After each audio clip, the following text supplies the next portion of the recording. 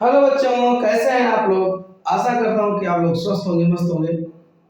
तो बच्चों, मैं सबसे पहले आप लोगों से क्षमा चाहूंगा कि मैं 14 दिन वीडियो अपलोड नहीं कर सका, क्योंकि स्कूल में वार्षिक उत्सव होने के कारण मैं उसमें फंस गया था। और दूसरा कुछ और ऐसे मैटर आ गए थे, तो 2-4 दिन में उसमें फंस गया। इसलिए मैं आप लोगों से क्षमा चाहूंगा, और जितना जल्दी हो सकेगा मैं अब रविवार को भी वीडियो बना दूंगा, टाइम निकाल कर, कि जल्दी से जल्दी वीडियो अपलोड करते रहें। और भी कोई खास टाइम नहीं हुआ है, आप लोगों को जो पढ़ाया जाएगा इंपॉर्टेंट पढ़ाया जाएगा, एग्जाम में आने वाले आएंगे। और दूसरी बात, हम एनसीईआरटी के भी न्यूमेरिकल लगवाएंगे जो हमेशा पूछा जाता है। वो थ्योरी भी बताया जाएगा जो हमेशा पूछा जाता है एनसीईआरटी के लेवल पर। तो बच्चों, हमारा पहला लेसन खत्म हो चुका था। हमने उसमें कुछ कुमार मित्तल के क्वेश्चन इंपॉर्टेंट देखे थे और एनसीईआरटी के न्यूमेरिकल लगवाए थे। तो आज हम लोग बच्चों दूसरा लेसन कुमार मित्तल का जो है वो दूसरा लेसन होगा, प्लस हम कुमार मित्तल और एनसीईआरटी मिक्स पढ़ाते हैं, दोनों मिक्सचर करके पढ़ाते हैं। तो चलिए बच्चों, आज हमारा पाठ है जिसे कहते हैं वैद्युत फलक तथा गॉस का प्रमेय। क्या है बच्चों? वैद्युत फलक, वैद्युत फलक तथा गॉस का प्रमेय। ठीक है ना। इलेक्ट्रिक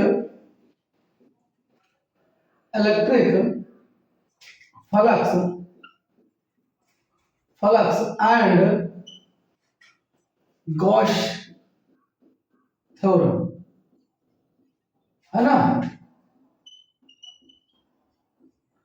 तो बच्चों, हम लोग आज दूसरा लेसन शुरू करने जा रहे हैं, वैद्युत फलक तथा गॉस का प्रमेय। उससे पहले हम लोग क्षेत्रफल सदिश के बारे में समझेंगे, क्योंकि क्षेत्रफल सदिश अगर हम नहीं समझ पाएंगे तो हम वैद्युत फलक तथा गॉस का प्रमेय नहीं समझ पाएंगे। इसलिए हम क्षेत्रफल सदिश को समझने का पूरा प्रयास करेंगे। हम लोग कक्षा 11 में वेक्टर के बारे में पढ़ते, उसी पर आधारित है। अब जरा देखिए बच्चों, पहले हमारा हेडिंग होगा क्षेत्रफल सदिश। क्या होगा? क्षेत्रफल सदिश। अब एरिया वेक्टर, ठीक है ना। तो बच्चों, वैद्युत फलक तथा गॉस का प्रमेय को समझने से पहले हम लोग क्षेत्रफल सदिश समझेंगे। अब क्षेत्रफल सदिश है क्या बच्चों? देखिए, क्षेत्रफल सदिश जो होता है वो हमेशा अपने क्षेत्रफल के लंबवत होता है। हमने क्या कहा? जो क्षेत्रफल सदिश होता है बच्चों, वो अपने क्षेत्रफल के लंबवत होता है। इसको हम दो प्रकार से समझ सकते हैं, एक 2 डायमेंशनल, एक 3 डायमेंशनल। अब गॉस का जो प्रमेय हम पढ़ेंगे, गॉस साहब हमेशा बंद पृष्ठ की बात करते हैं कि हम किसी बंद पृष्ठ के बारे में अगर आवेश के बारे में अध्ययन करना चाहें, उसी के बारे में बात करते हैं। तो उससे पहले हम लोग क्या देखेंगे? क्षेत्रफल सदिश। अब क्षेत्रफल सदिश क्या है बच्चों, जरा देखिए। पहले हम फिगर से देखो अच्छी तरीका से। कोई एक सीट है, देखिए, है ना। ये कोई चीज, इसका एरिया है। ये क्या है बच्चों? एरिया है। और ये एरिया जो है इसका नाम ये है। अब ये क्षेत्रफल है बच्चों, और हम लोग जानते हैं कि जो ये एरिया है भैया, एरिया है, ये जो क्षेत्रफल है ये कैसी राशि है? अदिश राशि। पहली बात, अच्छी तरीका से सीखने का पूरा प्रयास करें तभी मजा आएगा। ये कोई, मान लीजिए एक सीट है, आयत हो सकता है, वर्ग हो सकता है, समचतुर्भुज हो सकता है, कोई भी चीज, कोई भी आकार हो सकता है। अब जरा देखिए, यहां पर बात हो रही है अदिश या एरिया की बात हो रही है, और एरिया कैसी राशि है? अदिश राशि है। अब हमने हेडिंग क्या डाला बच्चों? क्षेत्रफल सदिश। तो जो क्षेत्रफल सदिश होगा ना, ये एरिया ही तो है। जो ये क्षेत्रफल होगा, ये क्षेत्रफल जो सदिश होगा हमेशा क्षेत्रफल के, किसके? क्षेत्रफल के लंबवत होगा। ये जो हमारा होगा बच्चों, ये हमारा क्या होगा? क्षेत्रफल के, ये हमारा क्षेत्रफल हुआ। और ये जो हमारा हुआ इसको हम कह सकते हैं वेक्टर ए। क्या कह सकते हैं? वेक्टर ए कह सकते हैं। तो हमेशा जो क्षेत्रफल सदिश होता है, क्या क्षेत्रफल जो सदिश होता है वो क्षेत्रफल के लंबवत होता है। ठीक, अब देखिए अगर इसको हम कहें कि जो क्षेत्रफल ये है वो क्षेत्रफल क्या है? क्षेत्रफल वेक्टर ये बराबर होगा ये n कैप। क्यों? क्योंकि यहां पर ध्यान दीजिए, यहां पर बात कर रहे हैं ये हमारा क्षेत्रफल सदिश है और ये किसका क्षेत्रफल है? किसके लंबवत है? क्षेत्रफल के। और ये एकांक सदिश है। कैसा सदिश है? एकांक सदिश है। तो हम क्षेत्रफल सदिश किसे कहते हैं? क्षेत्रफल जो सदिश होता है बच्चों उसे हम क्या कहते हैं? किसी पृष्ठीय क्षेत्रफल के लंबवत। ध्यान दीजिए, किसी पृष्ठीय, ये हमारा पृष्ठीय हो गया, किसी पृष्ठीय क्षेत्रफल के लंबवत एकांक सदिश को क्षेत्रफल कहते हैं। क्या कहते हैं बच्चों? किसी पृष्ठीय क्षेत्रफल के, किसी पृष्ठीय क्षेत्रफल के, ये हमारा पृष्ठीय क्षेत्रफल हो गया, ठीक है ना? और इसके लंबवत एकांक सदिश को क्या कहते हैं? सदिश क्षेत्रफल कहते हैं। अब एक चित्र और हम बात करें बच्चों, ये जो हमारा है ये अवलंबन ऊपर की ओर हो सकता है और हम अगर बात करें तो भी ये नीचे की ओर भी हो सकता है। अगर यहाँ बात किया जाए तो वेक्टर ये बराबर ये n कैप होगा लेकिन ऋणात्मक होगा। समझ में आया ना? एकांक सदिश। अब इसी चीज को अगर हम बात ऐसे करें, कोई एक देखिए पृष्ठीय क्षेत्रफल है, ये क्या है बच्चों? पृष्ठीय क्षेत्रफल है। क्या है? पृष्ठीय क्षेत्रफल है। अब अगर बात किया जाए तो इसका सदिश से वो क्या कहते हैं? क्षेत्रफल इधर इस दिशा में हो जाएगा। हमने क्या कहा? जो सदिश क्षेत्रफल होता है वो हमेशा क्षेत्रफल के एकांक दिशा में और लंबवत होता है। तो ये तो आपका क्षेत्रफल हो गया। इसके ऊपर जो होगा वो होगा सदिश क्षेत्रफल। ये क्षेत्रफल होगा और जिसके लंबवत क्या होगा? सदिश क्षेत्रफल होगा। और इसकी दिशा निर्धारित है जिसे हम एकांक सदिश कहते हैं। इसका मतलब ये हुआ बच्चों कि ये जो एरिया है ये वेक्टर ये इज इक्वल टू ये n कैप हो जाएगा। तो हमने क्या कहा? हम ऊपर भी इसकी दो कंडीशन हो सकती है, ऊपर की ओर और एक नीचे। हमने क्या कहा? ये 2 डायमेंशनल है। कितने डायमेंशनल है? 2। अगर नीचे की बात किया जाए तो वेक्टर ये बराबर हो जाएगा माइनस ये n कैप। ठीक है ना? तो याद रहे जो सदिश क्षेत्रफल होता है, जो सदिश क्षेत्रफल होता है वो क्या होता है? क्षेत्रफल के लंबवत होता है। ठीक है? और हम बात करें, ये हम जो पढ़ रहे हैं ये 2 डायमेंशन। अगर तीसरी बात किया जाए तो मान लो ये पृष्ठीय क्षेत्रफल हमको इन लोग क्या मान लिया बच्चों? हमने मान लिया इसका जो पृष्ठीय क्षेत्रफल है वो ds है। आप कुछ भी मान सकते हो। इसका क्षेत्रफल हमने क्या कहा? ये है। क्या है बच्चों? इसका क्षेत्रफल क्या है? ये है। आप बताइए क्या है? अब जैसे इसका क्षेत्रफल ds हो गया पृष्ठीय क्षेत्रफल, अब इसका एकांक जो सदिश क्षेत्रफल होगा, जब हमने ये माना था तो इसका एकांक सदिश क्षेत्रफल वेक्टर ये माना था। यहां पर भी देखिए इसका क्षेत्रफल ये था तो एकांक सदिश क्षेत्रफल वेक्टर ये था। अब मान लीजिए छोटे से क्षेत्रफल की बात की जाए तो इसका छोटा सा क्षेत्रफल ds है तो एकांक सदिश क्षेत्रफल वेक्टर ds होगा। होगा नहीं होगा? और एकांक के लिए क्या कहते हैं? n cap. तो हमारा क्या होगा? वेक्टर ds बराबर क्षेत्रफल ds n कैप। तो देखिए सारे फिगर आपके सामने हैं। ये एक वर्ग मान लीजिए या आयत मान लीजिए, इसका क्षेत्रफल कितना है? ये है। कितना है? ये है।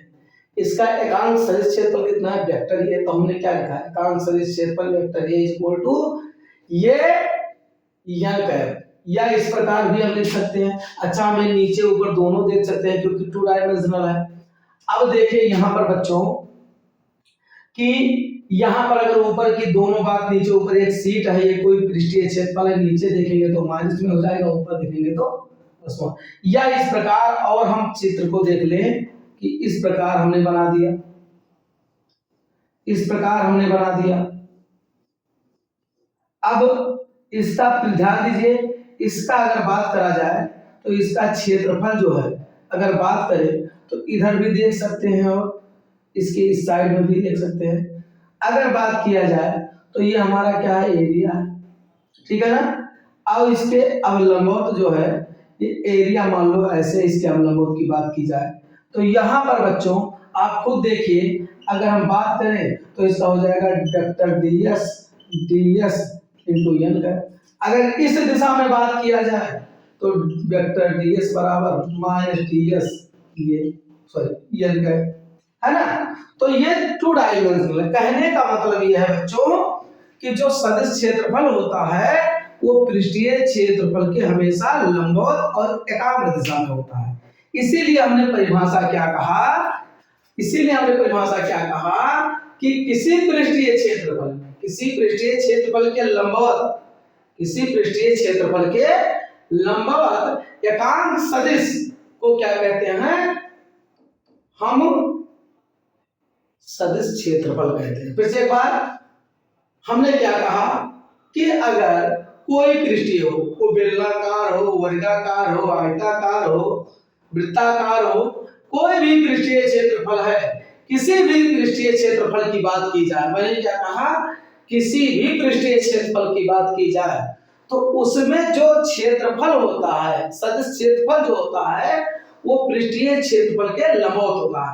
इसलिए इसका परिभाषा क्या बना कि किसी पृष्ठीय क्षेत्रफल के लंबवत, किसी पृष्ठीय क्षेत्रफल के लंबवत एकांक सदिश को सदिश क्षेत्रफल कहते हैं, एकांक सदिश को सदिश क्षेत्रफल कहते हैं। फिर से एक बार, किसी पृष्ठीय क्षेत्रफल के लंबवत, किसी पृष्ठीय क्षेत्रफल के लंबवत एकांक सदिश को सदिश क्षेत्रफल कहते हैं। बाकी आपको अभी स्क्रीन पर दिखाई जो लिखा रहेगा वो आपको दिखाई पड़ेगा, ठीक।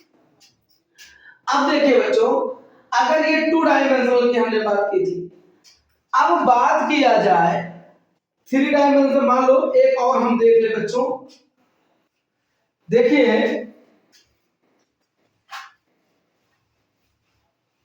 एक तो हमने इस प्रकार देखा, फिर से एक बार हम लोग सीख लें।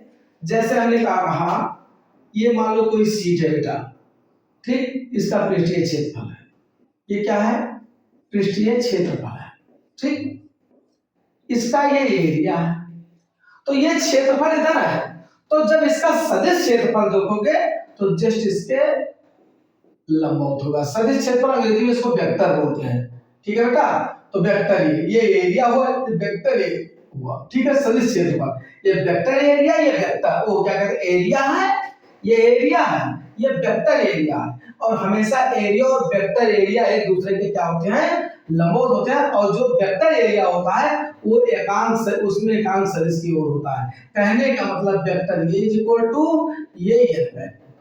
अगर हम इसके सीट के नीचे की बात करें तो इसमें कोई परिवर्तन नहीं, vector is equal to minus ये या मान लिया जाए बच्चों कि ये हमारा कोई ये पृष्ठीय क्षेत्रफल है, तो हमने क्या कहा कि ये कोई पृष्ठीय क्षेत्रफल है। अब इसका केंद्रीय एरिया अगर है तो ये तो एरिया हो गया, और ये जो है ये वेक्टर एरिया हो जाता है। हमेशा जो वेक्टर एरिया होता है, सदिश क्षेत्रफल जो होता है वो क्षेत्रफल के लंबवत होता है। और दूसरी बात, ये जो वेक्टर एरिया है ये एकांक सदिश की ओर होता है, एकांक दिशा में होता है। तो इसका होगा वेक्टर ये इज इक्वल टू ये, ठीक है ना। यह हम बात करें, देखो बच्चों, एक हम कक्षा 11 में पढ़े हैं कि ये y अक्ष है, ये x अक्ष है, ये z अक्ष है। यहां पर हमने एक वर्ग ले लिया, क्या ले लिया, ये मान लो आपका कौन सा अक्ष है बच्चों, ये आपका x अक्ष है, ये y अक्ष है और ये z अक्ष है। अब इसका वर्ग अगर बात करें, ये हो जाएगा, ये हो जाएगा, ये भी हो जाएगा, ये भी हो जाएगा, ये आपका वर्गाकार है। तो क्षेत्रफल इसका क्या होगा, इसका अगर क्षेत्रफल की बात किया जाए, क्षेत्रफल, अगर क्षेत्रफल की बात की जाए तो होगा भुजा स्क्वायर, और भुजा हमने क्या माना है ये स्क्वायर। लेकिन अब बच्चों किस किस दिशा में बात की जाए, x अक्ष के लिए होता है i कैप, है ना, y अक्ष के लिए होता है j कैप, z अक्ष के लिए होता है k कैप। अब जरा ध्यान दीजिए, अभी अभी हमने इससे पहले क्या पढ़ा कि जो सदिश क्षेत्रफल होता है वो पृष्ठीय क्षेत्रफल के लंबवत होता है। तो अब ये बताओ, ध्यान दो बच्चों, अगर मैं फिगर बनाकर बात करूं तो देखिए ये हमारा जो है, ये हमारा जो है बच्चों, ये हमारा y अक्ष हो गया, ये हमारा y अक्ष हो गया, या देखिए यहाँ पर ये हमारा y अक्ष हो गया, ये y डैश हो गया, है ना, ये क्या हो गया x, ये x डैश हो गया। और जो z अक्ष होगा बच्चों, अब देखिए आपकी ओर ये अब लंबवत लंबवत आपकी ओर होगा या हमारी ओर होगा, है ना। तो ये क्या होता है कि जो सदिश क्षेत्रफल है, जब हम किसी इस प्रकार बनाते हैं कि अब लंबवत त्रिविमीय में देखते हैं, तो त्रिविमीय में देखिए ये x अक्ष है, ये x डैश अक्ष है, y ये y, और ये आपकी ओर जो दिख रहा है ये z अक्ष होगा, और जो हमारी ओर हो जाएगा वो z अक्ष डैश हो जाएगा। अब हम लोग जानते हैं कि जो सदिश क्षेत्रफल होता है वो अपने पृष्ठीय क्षेत्रफल के लंबवत होता है। तो बताइए यहाँ पर अगर बात किया जाए कि एरिया का ये था, ये था, ये था, ये था। अब z अक्ष की अगर बात किया जाए तो हमारा हो जाएगा वेक्टर ये इज इक्वल टू इसके लंबवत, तो ये ऐसे होगा। हम हालांकि इस बोर्ड में दिखाई नहीं दे सकता कि अवलोक जड़ है, लेकिन आप लोग अभी मैंने बनाकर दिखाया कि ये देखिए ये आपका x अक्ष हो गया, ये x डैश हो गया, ये y डैश, देखिए x और x डैश, ये y डैश, और ये जो बना ये अब लंबवत आपकी ओर है और या इधर कर दे तो हमारी ओर है। तब ये जो वर्ग बना बच्चों, तो ये अब लंबवत ऐसे, ये z अक्ष जो इसमें दिखाया गया है ये z ऐसा होना चाहिए। अब बोर्ड में तो हम ऐसे दिखा नहीं सकते, इसलिए जो z अक्ष है हमने इसको क्या किया, लंबवत मान लिया, ठीक है ना। अब जरा देखिए यहाँ पर अगर इसका वेक्टर एरिया निकाला जाए तो ये हमारा क्या होगा, ये क्या होगा, ये होगा, और इसका जो क्षेत्रफल होगा किस एकांक सदिश इसका किसकी ओर होगा, j कैप की ओर होगा, क्योंकि इसके लिए हम उस पर k कैप क्या होगा, k कैप होगा। किस ओर है ये k कैप, किसको बता रहा है, z अक्ष को, मतलब अवलंबन बाहर की ओर। तो जो इसका एरिया होगा वो क्या होगा, हमारा जो सदिश क्षेत्रफल होता है वो क्षेत्रफल के लंबवत होता है। तो ये z अक्ष है ऐसे, तो हमारा जो सदिश क्षेत्रफल हो गया किसका लंबवत, ये यल कैप एकांक सदिश की ओर। और किस दिशा की बात कर रहा है, जो k है ना, ये k से पता चल जाएगा z के लिए है, i से पता चल जाएगा x के लिए है, और j से पता चल जाएगा y के लिए है। अब दूसरी बात बच्चों, ये तो अभी तो हमारा था मतलब दो विमीय वाले। अब एक बात और हम बात करें, एक बात और हम बात करें बच्चों, क्या है, एक हम घन लेते हैं, क्या लेते हैं बच्चों, घन लेते हैं। अब घन पर देखिए ध्यान से आप लोग, ये घन है,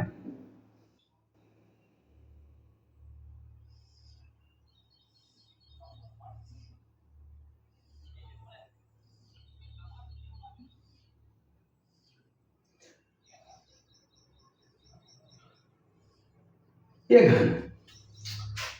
अब देखिए बच्चों घन पे ध्यान दीजिए, अगर हम घन की बात करें तो घन में कितने फलक होते हैं, 6 फलक होते हैं। शीर्ष कितने होते हैं, 8। देखिए एक फलक एक और हो गया, ये 2, ये 3, ये 4, इधर 5 और बाएं तरफ 6। अब जरा देखिए जैसे कोई कमरे में, आप बंद कमरे में बैठे हैं, तो अब फलक देखिए कितने होते हैं, कितने तल होते हैं, एक तो नीचे वाला तल, एक छत वाला 2 हो गया, एक आपके सामने 3 हो गया, एक आपके पीछे 4 हो गया, एक दाएं 5 हो गया, एक बाएं 6 हो गया। तो कितने फलक होते हैं, 6 फलक होते हैं। और शीर्ष कितने होते हैं, 8। देखिए यहाँ पर एक शीर्ष, 2 शीर्ष, 3, 4, 5, 6, 7 और 8 शीर्ष होते हैं और 6 तल होते हैं, ठीक। अब बताइए ये क्या है बच्चों, घन है। अगर हम इस घन के सतह बंद घन क्या है, कैसा है, ये बंद पृष्ठीय घन है, कैसा है, ये बंद पृष्ठीय घन है। ये कैसा है बच्चों, बंद पृष्ठीय घन है। ध्यान दीजिए, अब जरा देखिए क्या है, बंद पृष्ठीय घन है। ठीक, अभी तक हमने ये पढ़ा कि कोई भी पृष्ठीय अगर क्षेत्रफल है, जैसे मैंने इसको माना ये पृष्ठीय क्षेत्रफल था, है ना, इसका एरिया कितना था ये, तो जो सदिश क्षेत्रफल होगा इसके लंबवत होगा और एकांक दिशा में, और एकांक दिशा को किससे प्रदर्शित करते हैं, एल टाइप से। तो इसका अगर बात किया जाए तो बच्चों ये हो जाएगा ये वेक्टर ये इज इक्वल टू ये एल टाइप हो जाएगा। ये ऊपर की ओर भी हो सकता है और यहाँ नीचे की ओर भी बात कर सकते हैं। अगर हमारा इस प्रकार बना हुआ है तो इधर हो सकता है, इधर हो सकता है, लेकिन यहाँ बात क्या आ रही है बच्चों, घन आ गया है। तो घन में एक बात ध्यान रखना बहुत अति आवश्यक है, वो क्या है बच्चों, देखिए जरा ध्यान दीजिए।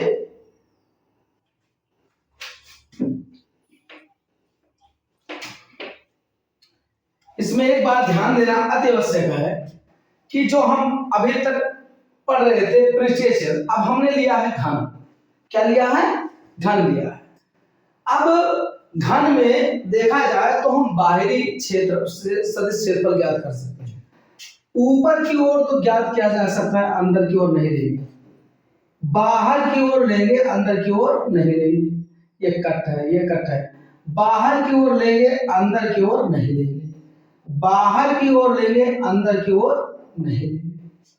अगर इसकी बात किया जाए तो मान लो इसका क्षेत्रफल ds, तो इसका क्षेत्रफल ds है, तो इसका जो एकांक सदिश क्षेत्रफल होगा वो इधर वेक्टर ds होगा। हमने ds माना तो ds, ये मानो तो ये, जो अक्षर आप मानना चाहें। तो इसका एकांक सदिश इधर होगा, इसका एकांक सदिश इधर होगा, इसका एकांक सदिश इधर होगा, इसका एकांक सदिश इधर होगा। अंदर की ओर नहीं लिया, किसी बंद पृष्ठीय घन वाले में सदिश क्षेत्रफल अंदर की ओर नहीं लिया जाता है, ठीक है ना। किसी बंद पृष्ठीय घन वाले में अंदर की ओर हम लोग सदिश क्षेत्रफल नहीं लेते हैं, क्यों, क्योंकि अंदर नहीं ज्ञात किया जा सकता। ठीक, दूसरी बात क्या है, हम बाहर की ओर देखेंगे। इसका अगर सदिश क्षेत्रफल होगा वेक्टर ds बराबर ds यन है। अगर यहां बात किया जाए तो वेक्टर ds बराबर माइनस ds और क्या हो जाएगा, यन है। अगर यहां बात करें तो वेक्टर ds बराबर हो जाएगा माइनस वेक्टर ds। अगर यहां बात करें तो हो जाएगा वेक्टर ds बराबर माइनस ds, ठीक है ना। तो किसी बंद पृष्ठीय घन में हम बाहर की ओर सदिश क्षेत्रफल ज्ञात कर सकते हैं, अंदर की ओर। अब ये क्या हो, पूरा भरा होना चाहिए। घन कैसा होना चाहिए, भरा होना चाहिए। दूसरी बात बच्चों, अब ये तो हमारा पृष्ठीय क्षेत्रफल हुआ। अब हम सीख लिए, तो दूसरी बात क्या है, सदिश क्षेत्रफल किसे कहते हैं। छोटी सी परिभाषा होगी, क्या होगा, किसी पृष्ठीय क्षेत्रफल के लंबवत एकांक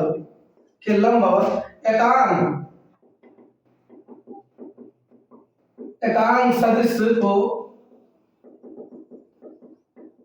सदिश क्षेत्रफल कहते हैं। चाहे तो और ये आपको नोटबुक में बड़ा मिल जाएगा, ये भी परिभाषा मिलेगा और इसके अलावा जो समझाया गया वो भी मिलेगा। अब देखिए बच्चों, हम लोग जानते हैं कि ये था हमारा सदिश क्षेत्रफल, और अभी छोटी सी बात और सीख ले हम। छोटी सी बात क्या है कि ये देखिए, ये आपका कोई पृष्ठीय क्षेत्रफल है, ठीक।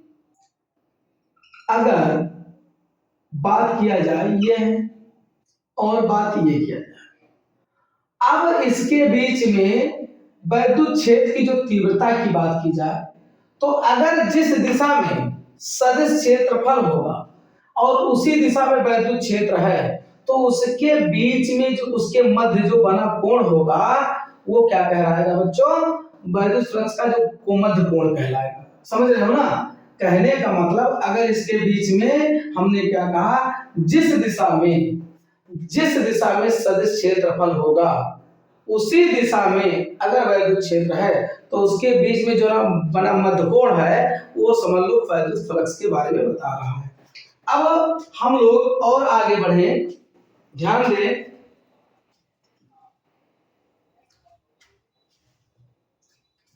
ये हो गया हमारा परिभाषा। अब हम बात करेंगे बच्चों वैद्युत फ्लक्स। वैद्युत फ्लक्स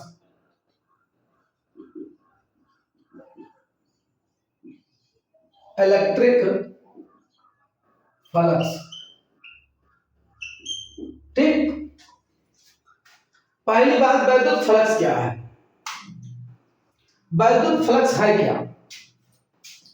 वैद्युत फ्लक्स हम लोग धीरे धीरे गॉस की ओर बढ़ रहे हैं बच्चों।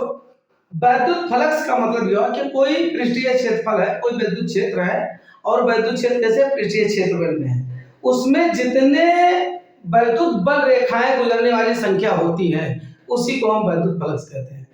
जैसे कोई पृष्ठीय क्षेत्रफल है और उस पृष्ठीय क्षेत्रफल को वैद्युत क्षेत्र में रख दिया जाए, कोई पृष्ठीय क्षेत्रफल है उसे वैद्युत क्षेत्र में फल में रख दिया जाए, उसमें जितने वैद्युत क्षेत्र की तीव्रता की रेखाएं गुजरने वाली हैं उसी को हम लोग क्या कहते हैं? वैद्युत फ्लक्स कहते हैं। पहले एक बार हम इसका परिभाषा लिख दें। किसी वैद्युत क्षेत्र में स्थित किसी पृष्ठीय क्षेत्रफल के अवलंबवत गुजरने वाली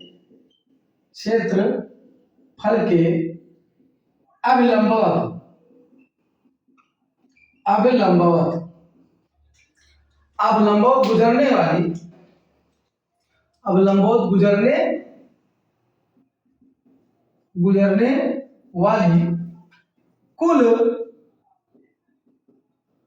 क्षेत्रफल की रेखाओं की संख्या को वैद्युत फ्लक्स कहते हैं। जरा देखिए हमने परिभाषा क्या लिखा बच्चों? किसी वैद्युत क्षेत्र में स्थित किसी पृष्ठीय क्षेत्रफल के अवलंबवत गुजरने वाले कुल क्षेत्र के क्षेत्रफल की संख्याओं को गुजरने वाली कुल क्षेत्रफल की संख्याओं को गुजरने वाले कुल क्षेत्रफल की संख्याओं की सॉरी बच्चों, किसी वैद्युत क्षेत्र में स्थित किसी पृष्ठीय क्षेत्रफल के अंदर अविलंबवत गुजरने वाली कुल वैद्युत क्षेत्र की तीव्रताओं की संख्या, कुल वैद्युत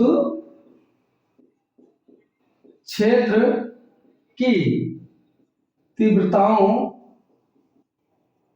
कुल वैद्युत क्षेत्र रेखाओं की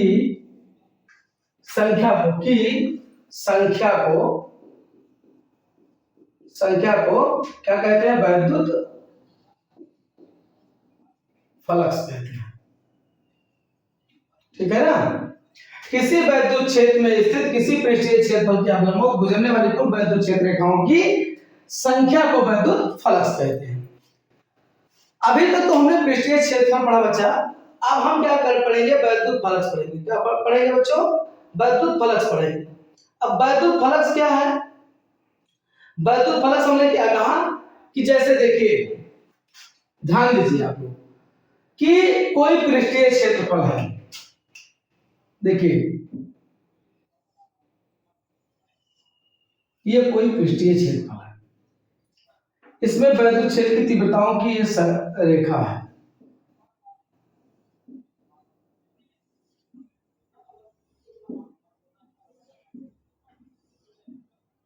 ठीक है ना?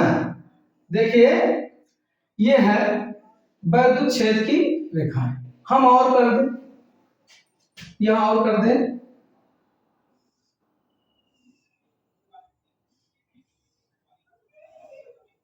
है ना? ये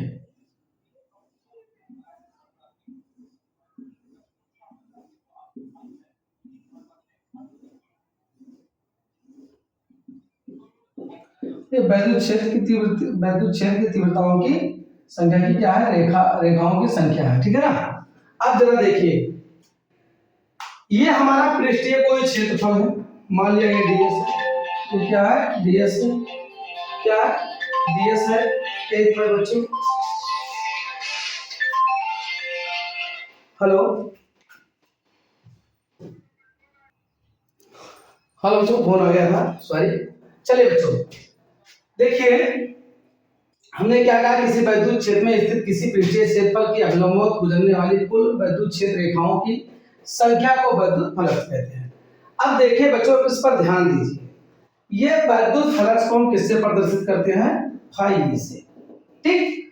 अब देखिए, ये वैद्युत क्षेत्र संख्याओं की रेखाएं हैं, तो बताओ 1 2 3 4 5 6 7 8 9 10 11 रेखाएं गुजर रही हैं, लेकिन पृष्ठीय क्षेत्रफल में कितनी रेखाएं गुजर रही हैं, तो इसमें दिखाई पड़ रहा है बच्चों 1 2 3 4 5 6, कितनी रेखाएं गुजर रही हैं, 6 रेखाएं। तो वैद्युत फलक की संख्याओं कितनी होगी, 6 होगा, कितना होगा।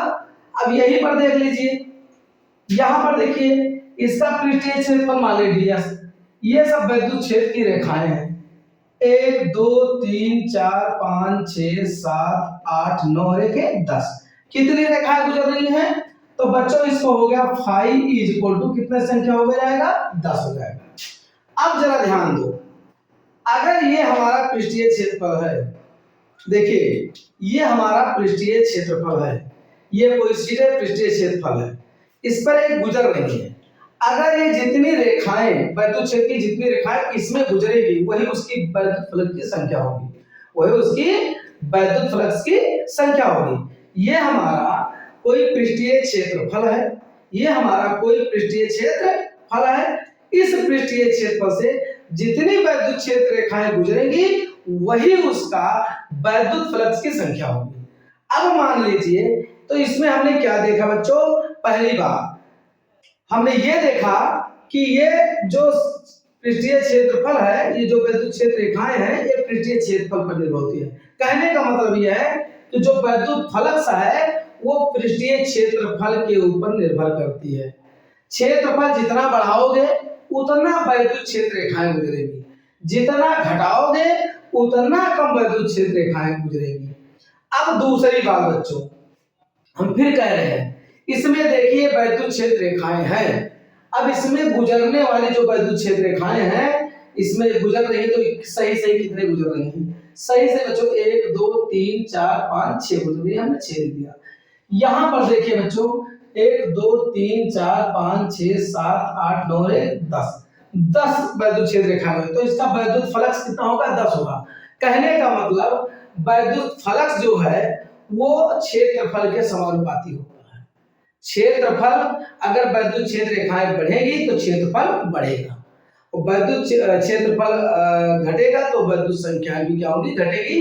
अब कहने का मतलब है कि जो वैद्युत फलक होती हैं वो पृष्ठीय क्षेत्रफल के समानुपाती होती है, पहली बात। तो बच्चों एक बार और हम ध्यान दें कि ये जितने पृष्ठीय क्षेत्रफल गुजरने वाली संख्या है, जितना गुजर रही हैं वो वही उसका वैद्युत फ्लक्स की संख्या होगी। अब दूसरी बात और ध्यान दें हम कि ये ध्यान दीजिए, ये वैद्युत क्षेत्र रेखाएं जो है ना, इसको और क्या कर दिया जाए, सघन कर दिया जाए, ये और भर दिया हमने, देखिए को भर दिया इसको। तो वैद्युत सुनिए, वैद्युत क्षेत्र रेखाएं जो होगी जितना समीप होंगी, इसमें गुजरने वाली जो वैद्युत क्षेत्र रेखाएं हैं, पृष्ठीय क्षेत्रफल में गुजरने वाली जितना वैद्युत क्षेत्र रेखाएं हैं, जितना ही समीप होगा उतना ही वैद्युत क्षेत्र प्रबल होगा, और जितना दूर होगा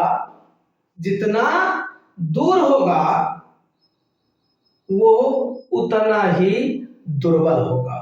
कहने का मतलब वैद्युत क्षेत्र रेखाएं जितनी पास पास होगी, समीप होगी, वैद्युत क्षेत्र की तीव्रता प्रबल होगा, और जितनी वैद्युत क्षेत्र की रेखाएं दूर दूर होगी, वैद्युत क्षेत्र की तीव्रता उतना ही दुर्बल होगा। तो इससे ये पता चला बच्चों कि ये जो पृष्ठीय क्षेत्रफल है ये किस पर निर्भर करता है, क्षेत्रफल पर निर्भर करता है। और किस पर निर्भर करता है? विद्युत क्षेत्र की तीव्रताओं मतलब विद्युत क्षेत्र की संख्याओं पर निर्भर करता है। कहने का मतलब बच्चों ये है कि जो हमारा ये विद्युत फ्लक्स है, ये जो हमारा विद्युत फ्लक्स है, ये किसके समानुपाती है? विद्युत क्षेत्र की तीव्रता के समानुपाती होगा। क्यों? क्योंकि जिस दिशा में विद्युत क्षेत्र होता है, अगर उसी दिशा में, है ना, देखिए ये पृष्ठीय क्षेत्रफल है, तो पृष्ठीय क्षेत्रफल पहली बात तो किसके ऊपर निर्भर करता है? जो विद्युत फ्लक्स क्या है, विद्युत क्षेत्र के ऊपर, सॉरी विद्युत क्षेत्र की तीव्रताओं पर निर्भर करता है। दूसरा जो होगा बच्चों, वो किसके ऊपर निर्भर करेगा? वो निर्भर करेगा क्षेत्रफल पर। हमने क्या कहा? क्षेत्रफल जितना, जैसे अभी ये संख्याएं जितने गुजर रही है, अगर ये क्षेत्रफल बढ़ा दिया जाए तो ये भी तो इसमें काउंट हो जाएगा।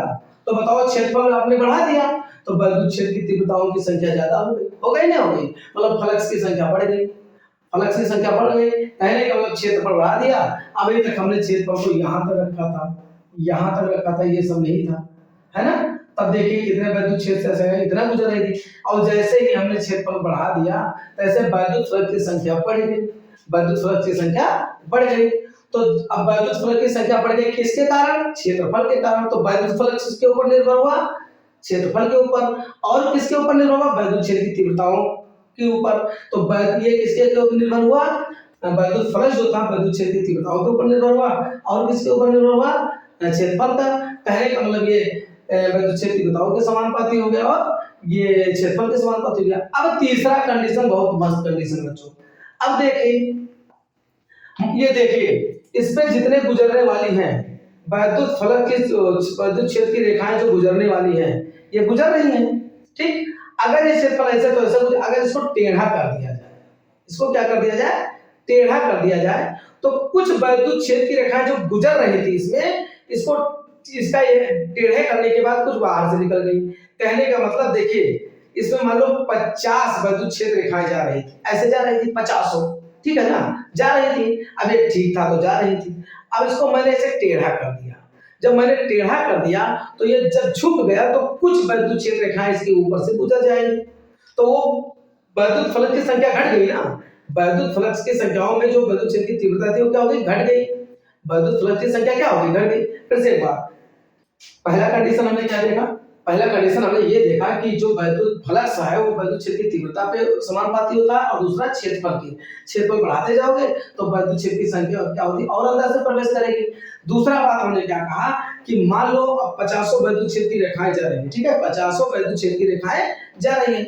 अब ये सीधा है, अब इसको हमने क्या कर दिया? इसको हमने टेढ़ा कर दिया। तो जैसे हमने टेढ़ा कर दिया तो इसके बीच में कोण बन गया। इसके बीच में क्या बना? देखिए भाई, जब ये सीधा था तो ठीक है, अब ऐसे हमने कर दिया तो इसके बीच में एक एंगल बन गया, और एंगल बनने के साथ साथ जो विद्युत क्षेत्र की रेखाएं गुजर रही थी, अब वो 50 जो संख्याएं जा रही थी अब कुछ ऊपर से निकल जाएंगी, तो विद्युत फलक की संख्या घटी नहीं घटी? तो ये किस पर निर्भर करता है? कोण पर निर्भर करता है। तो किस पर निर्भर करेगा बच्चों? ये हो जाएगा phi E is equal to proportional theta. अब थीटा तो निर्भर करता है, लेकिन कौन से थीटा? कास थीटा, कोजेट जिसको कहते हैं। अब पूछोगे कि काशी क्यों लिखा? हम लोग ने सदिश रूप पढ़ा है कि जिस तरफ झुकेगा, देखिए ये देखिए यहाँ पर ये ऐसी विद्युत क्षेत्र रेखाएं हैं, इसके बीच में जब एंगल देखोगे तो हम क्या लिखते हैं? इसके नीचे वाला कक्षा क्या है? कास लेंगे, और इधर वाले को क्या लेंगे? साइन लेंगे। इसलिए जिस तरफ कोण बनता है उधर कास लिया जाता है, जिसके कोण के विपरीत साइन लिया जाता है। इसलिए हमने क्या ले लिया बच्चों? कास थीटा ले लिया, ठीक है ना। अब इसका हमारा फार्मूला ये बनेगा, पहला, ये दूसरा और ये तीसरा। तो ये हो जाएगा phi E is equal to बच्चों बराबर क्या हो जाएगा? ई ये कास थीटा हो जाएगा। समझ में आ गया ना? समझ में आया? अब जरा देखिए, ध्यान दीजिए। अब कुछ इस पर हम लोग और कुछ सीखेंगे बच्चों, लेकिन आज इतना ही। फिर इसके बाद में अगले टॉपिक में अभी बेसिक बताया जाएगा, तब हम फिर गॉस का प्रमेय जो होता है, गॉस का प्रमेय क्या है, गॉस के नियमानुसार किसी बंद पृष्ठ में गुजरने वाला कुल वैद्युत फ्लक्स उसमें उपस्थित आवेश के ओर एप्सिलॉन नॉट गुना के बराबर होता है। कल इसके बारे में बेसिक से सीखेंगे। आज जो हमने पढ़ा है ये बहुत इंपॉर्टेंट है, तो यही वैद्युत फ्लक्स का फार्मूला है बच्चों, लेकिन अभी 2 लाइन इसमें हम और पढ़ेंगे। अब देखिए ये क्या है, ये क्या है बच्चों, ये है phi is equal to E A cos theta. तो अब ये बिगाड़ दें, कल से थोड़ा इसके ऊपर हम और कुछ बेसिक सीखेंगे। चलिए, बाकी नोटबुक आपको टेलीग्राम पे मिल चुका होगा जहां तक है सब चैप्टर का बच्चों, और बड़े सरल भाषा में है। अब देखिए बच्चों, ये जो है, ये जो फाई है, फाई ये क्या था, ई ए cos थीटा। अगर इसका हम सदिश रूप रखें, क्या रखें बच्चों, सदिश रूप, तो ये हमारा हो जाएगा सदिश रूप में अगर बात करें तो फाई इज इक्वल टू हो जाएगा vector E dot vector A, क्योंकि जब क्रॉस हटता है तो डॉट लगता है और क्रॉस हटता है भाई इसी के जगह पे ऐसा होता है बच्चों ई ये साइन थीटा, तो यहां हो जाता है vector E cross vector A, क्योंकि साइन हटने पर क्रॉस लगता है और क्रॉस हटने पर डॉट लगता है। ये हो गया हमारा वैद्युत फ्लक्स का फार्मूला बच्चों। अभी ये वैद्युत फ्लक्स का फार्मूला कब, जब किसी पृष्ठीय क्षेत्र में फल में गुजरता हो तब के लिए। अब इसका अगर बात किया जाए, इसकी बात की जाए बच्चों कि वैद्युत फ्लक्स, वैद्युत फ्लक्स का मात्रक। अब वैद्युत फ्लक्स का मात्रक हम क्या लिखेंगे बच्चों, ध्यान दो, बताओ हमारा क्या होगा। देखिए वैद्युत फ्लक्स का मात्रक लिखने के लिए क्या करेंगे हम लिखेंगे कि इसका जो वैद्युत क्षेत्र की तीव्रता होगा ये होगा न्यूटन प्रति कूलम गुणे, ये क्या है, क्षेत्रफल है तो ये हो जाएगा मीटर स्क्वायर। कहने का मतलब ये हमारा हो जाएगा न्यूटन, हाँ क्या हो जाएगा, न्यूटन मीटर स्क्वायर प्रति कूलम हो जाएगा। ठीक, अब अगर हम बात करें बच्चों कि इसका बीमा लिखिए, क्या लिखिए, बीमा, तो बीमा आराम से लिख सकते हैं, एन से न्यूटन हो गया, न्यूटन मतलब बल के लिए, सी से कूलम, तो अब मान लो वैद्युत फ्लक्स का मात्रक ये हो गया न्यूटन मीटर स्क्वायर प्रति कूलम। अगर हम बात करें बच्चों बीमा की, वैद्युत फ्लक्स का बीमा, कल हम और बेसिक सीखेंगे और कुछ नोटेशन भी लिखेंगे। ठीक, वैद्युत फ्लक्स का बीमा। अब बताइए न्यूटन है, न्यूटन बोले तो बल का मात्रक, बल का मात्रक क्या होगा बच्चों बताइए, बल का क्या होता है, बल का यम यल टी का पावर माइनस होता है। मीटर का क्या होगा, यल स्क्वायर होगा। प्रति कूलम का क्या होता है बच्चों, 80 होता है, होता है नहीं होता है, होता है ना, क्या होता है 80 होता है।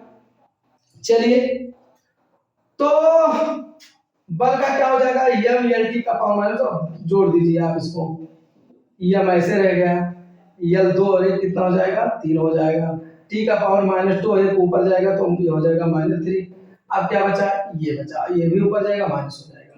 ये हमारा हो गया बच्चों बीमा हो गया, क्या हो गया, यम यल का पावर 3 टी का पावर -3 और ये इनवर्स। ठीक, तो बच्चों बस आज इतना ही, कल और हम बेसिक बताएंगे और इसका नोटेशन भी लिखवाएंगे, बाकी आपको टेलीग्राम पर पूरा नोटबुक मिल जाएगा। अब ये याद रखिएगा हमने जितना आज बताया है, अगर एक बार में नहीं समझ में आया तो दोबारा उसको वीडियो को बैक करिए और दोबारा देख लीजिए। ठीक है, आशा करता हूँ कि समझ में आएगा होगा। तब तक के लिए बच्चों बाय।